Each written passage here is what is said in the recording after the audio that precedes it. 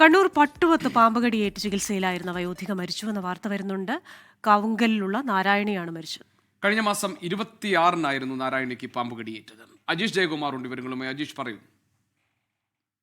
കഴിഞ്ഞ ഏപ്രിൽ 26-നാണ് ഈ നാരായണിക്ക് പാമ്പ് കടിയേറ്റത്. വീടിന് പിന്നിൽ നിന്നാണ് കടിയേറ്റത്. വീടിന് പിന്നിൽ വിറക് സൂക്ഷിച്ചിരുന്ന സ്ഥലത്ത്, അവിടെ വിറകുകൾ താഴെ വീണ വിറക് എടുത്തു വെക്കുന്നതിനിടയിലാണ് ഈ പാമ്പിന്റെ കടിയേറ്റത്. ദേഹാസ്വാസ്ഥ്യം ഉണ്ടായതിനെ തുടർന്ന് വീട്ടുകാരാണ് ആശുപത്രിയിൽ കൊണ്ടുപോയത്. ഒരു കറുത്ത പാമ്പ് കടിച്ചു എന്നാണ് നാരായണി ആദ്യം പറഞ്ഞത്. ഏത് പാമ്പാണെന്ന് പറഞ്ഞിരുന്നില്ല, അറിയില്ലായിരുന്നു. പിന്നീട് അവിടെ വനം വകുപ്പിന്റെ റെസ്ക്യൂർമാർ വീടിന്റെ പരിസരത്തൊക്കെ തെരഞ്ഞെങ്കിലും പരിശോധന നടത്തിയെങ്കിലും പാമ്പിനെ കണ്ടെത്താൻ സാധിച്ചിട്ടില്ല. പിന്നീട് ലക്ഷണങ്ങൾ വെച്ചാണ് ഇത് വെള്ളിക്കെട്ടനാണ് കടിച്ചത് എന്ന് കണ്ടെത്തിയത്. പിന്നീട് ചികിത്സ നടത്തിയെങ്കിലും ഇന്ന് പുലർച്ചെയോടെ മരണത്തിൽ കീഴടങ്ങുകയായിരുന്നു. ഇന്ന് രാവിലെ 10 മണിക്കാണ് സംസ്കാരം നടക്കുക.